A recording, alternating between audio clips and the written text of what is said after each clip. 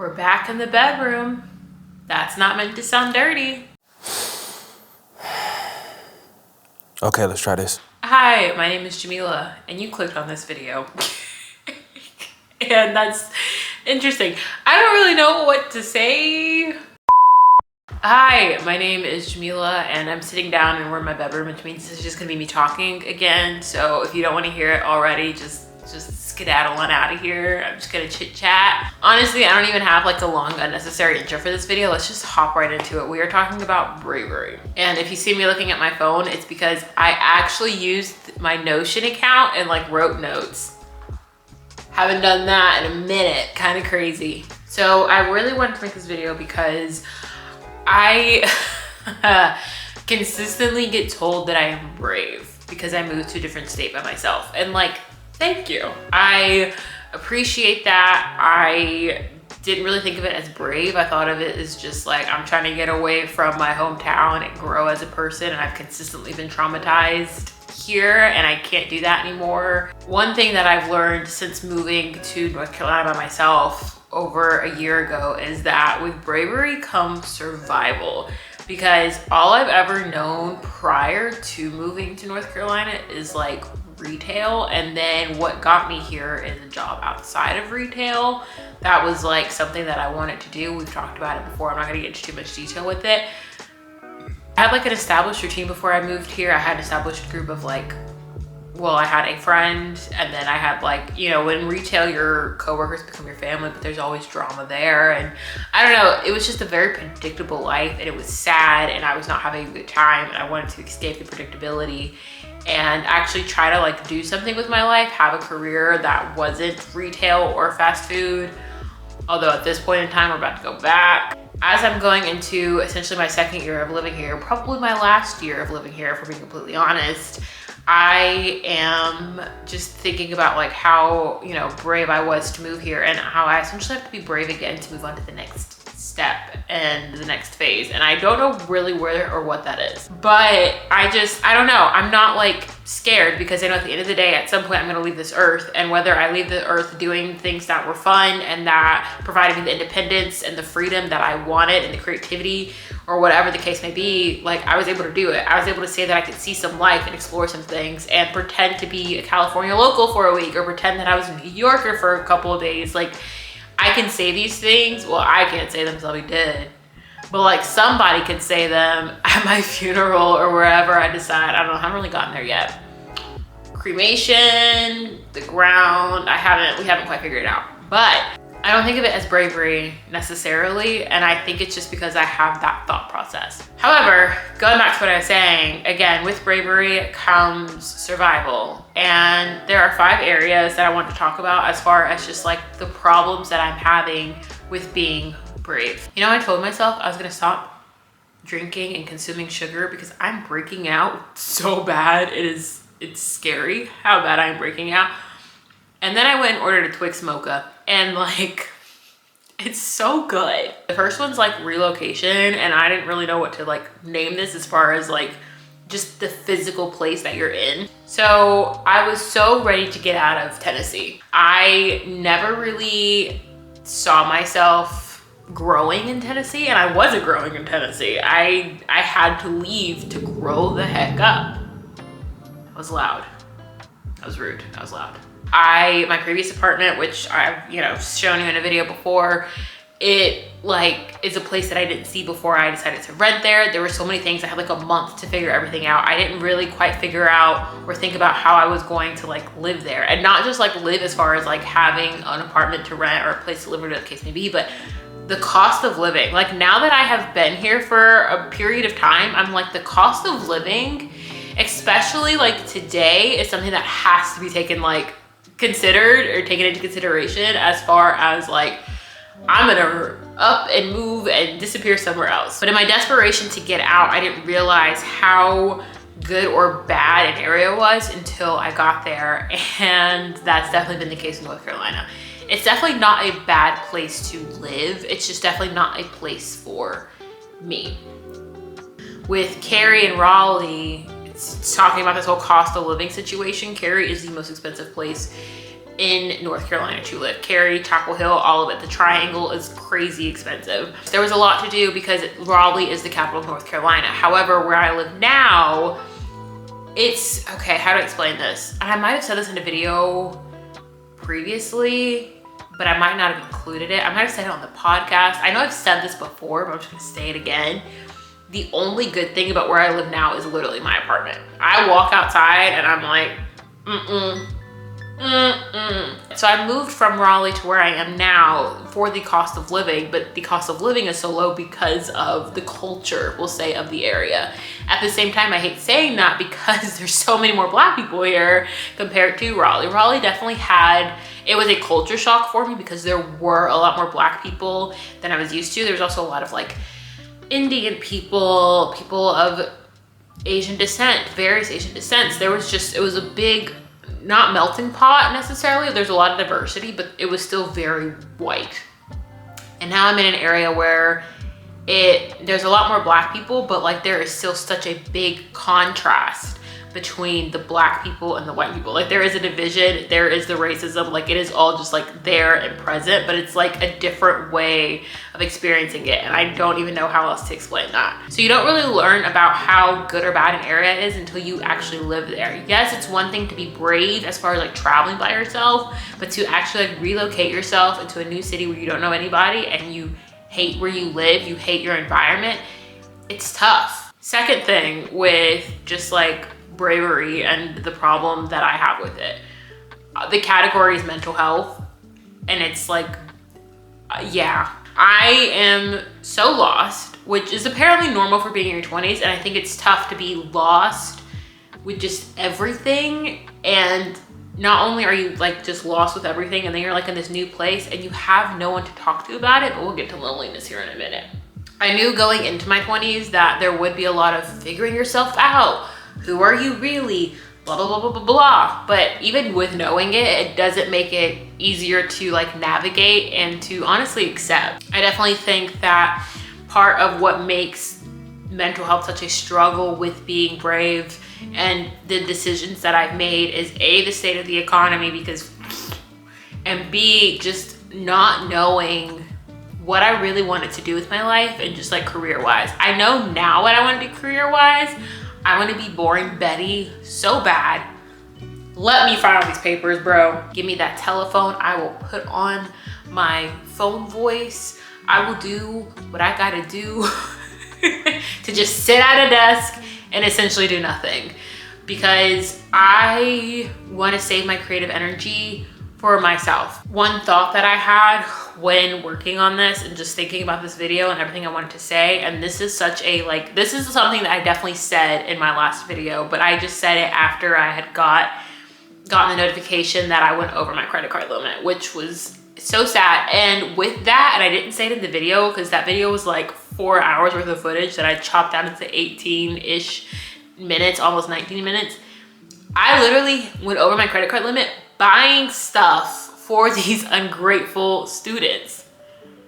In that video, I think I said this, but I might have not included it, so I'm gonna say it here. All the things I should have learned from a parent as I grew into my teenage years and prepped for adulthood are things I am learning as I fight through adulthood. I'm gonna say this, and I've talked about it on the podcast, so I'm not gonna go into too much detail. There was a lot of like, I'm lacking the love, care, support, essential things that a parent should give their child. I'm lacking in it, and I'm trying to kind of grow from that, accept that, heal from that, let it go, to be honest. But then there are situations where I'm like, this should have been taught to me, and it messes with me in so many ways. There are things that like my friends know, or like other people my age know, or other people who were once my age knew by the time they got to my age. And I'm lacking so much knowledge that I should have gotten from my parents, but I didn't, because that relationship didn't exist. I have my friends, I have my grandparents, I have amazing cousins and an aunt and just all these wonderful people. But at the end of the day, you just want like a mom or a dad to talk to about your feelings without them trying to essentially say what you're feeling is wrong or that you don't need medication for this. Like, yes, I do. I definitely need antidepressants. making friends is not curing that.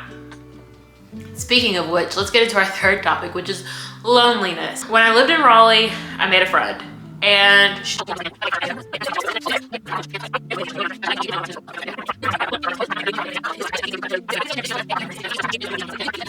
I'm trying really hard to like be better, but not only am I being weighed down by what I'm dealing with, but now your presence and your aura and what you're dealing with is weighing me down as well. And I don't know if that's the empath in me or what. Maybe it's not even an empathy thing. Maybe it's just a me thing. I don't know, but it was difficult. Fortunately, towards the end of the year, when I was at the previous high school that I was at, the teachers there were a couple of them that were just so fantastic that I became friends with. And there's this amazing couple, and they were at their house, at least was in, their cats were in a previous vlog of mine, but they are fantastic. And yes, we all have like our own issues, but they try, or they can like laugh about it, or it doesn't necessarily bring down the energy in the room. And it's so nice. And I hate the fact that I didn't know them sooner, or that I went through most of the year being weighed down by somebody else. Like, we again have our issues. They have their things and I have my things, but I never felt like I was being weighed down by their things. With being brave, there comes loneliness and there comes the struggle of friendship. But no matter where you are in life, whether you do decide to stay with your parents until you're 30 or whatever the case may be, you're always going to struggle. Especially in your 20s, there's going to be the struggle of finding friendships and forming these like bonds as adults. It's hard. It's a part of it. It's just like trying to date in your 20s, especially in today's society. Like, yeah, you have Bumble and Hinge and all these things, but you might not have a match. Yes, there's Bumble friends to make friends whenever you move to a new area, but I learned that there's not always a match. There's always something where the vibes just don't click.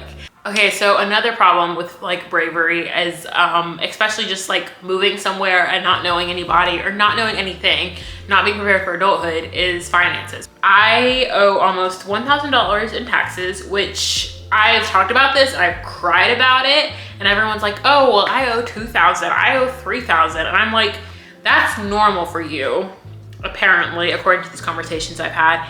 It's not normal for me, considering I didn't have an actual like full-time job for like a month last year. I made roughly $2,050 a month at one job for the first part of the year, and then I was a teacher for the second part of the year.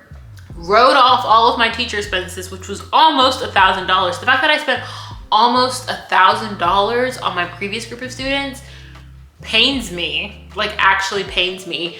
All of this stuff, it doesn't make sense for me to owe almost $1,000. I don't know, I just was not fully prepared for all of the financial things that come with adulthood. If I am comparing the only two places that I've ever lived, which is Tennessee and North Carolina, Tennessee's the better place to live. Not only are teachers paid more there is no state tax, and for me to renew my tags in Tennessee, it's like 75, 80 bucks. North Carolina, ranked number, it's either 32 or 36 as far as best states to teach in. It's about $200 to renew your tags, and there is a state income tax. It doesn't make sense. Oh, cute. Okay, someone's walking by with their dog, so I'm just gonna act like I'm doing something on my phone. Okay, he's walked away. That is the problem with having like the best lighting in the bedroom right where the dogs poop. And I now know this for when I move on to the next state, is that there needs to be a lot of financial research to prepare for moving there or living there. Honestly, for the sake of finances, considering where the economy is and just me not having a plan as far as leaving teaching, the likelihood of me, as much as I don't want to, but like I probably will have to like move in with a family member. Like my credit card debt and my student loan debt are kind of racing each other to see which number can be higher. And I hate watching this race. The last category I have as far as just like the problem with bravery, and I didn't really know what to title it, so I'm just gonna title it like passions, but it kind of goes back to careers, sorta. I don't want to work in a field that I love. I could work in the interior design field, cool. I might even mess around and start an interior design business, and that's great. But because of the journey that I went through school and just working in the field, I now know that it's not a passion, but it's like I can do it as a job. I love writing. I love this. I love drawing. And believe it or not, there's not a lot of drawing as far as like actual like drawing when it comes to interior design. Yeah, you gotta sketch out a room, sketch your ideas out, draw out a floor plan, do some renderings, but it's still not the same. Problem with bravery is like, how do you find a job that doesn't completely take the soul and the life out of you, but it's something that you're happy to go do without interfering with your passions? It's a weird mind game, but that's where I'm at. Okay, so I saw this quote on Facebook and I wanted to read it because I felt like it seemed to relate. No one talks about the struggle of multi-talented people having to figure out which gift they are most passionate about. The risk you have to take to figure it out. That's the scary part. I don't know how to sound. I'm not good at talking about myself without feeling bad about talking about myself, if that makes sense. I would like to say that I have many talents, but I have yet to figure out which one I am the most passionate about and which one I am passionate about to the point where I'm like, yes, career. But then there's this one where it's like, yes, just enjoyment. If I could figure out what I am most passionate about, find a career that way, and not completely deplete myself of creativity and things that I love, hands down, I'm doing it. When you go off the deep end and try to figure out these passions in an area and in a mindset that you're unfamiliar with because you decided to be brave and move somewhere that you're not familiar with, it's like, it's scary and it's hard. That was it. That was a lot. I'm gonna have to really cut this video down actually, but those are my problems with bravery. I don't know if any of it made sense, and if it didn't, well, welcome to what my podcast listeners go through. If you stayed to this point in the video, you're absolutely crazy, but I love you for it and I appreciate you. Even though there are all these like kind of fears and just like problems that you can encounter when you decide to do the brave thing, whatever it may be, I still recommend that you do it. It's gonna make you a better person. You're just gonna have to go through the hard times and the trials to become that better person. Or maybe you become a worse person, like an evil villain, but at least you're becoming into who you're meant to be. Thank you again. I love you deeply. And I will talk to you soon about books. Yay. Okay, I love you. Go. Bye.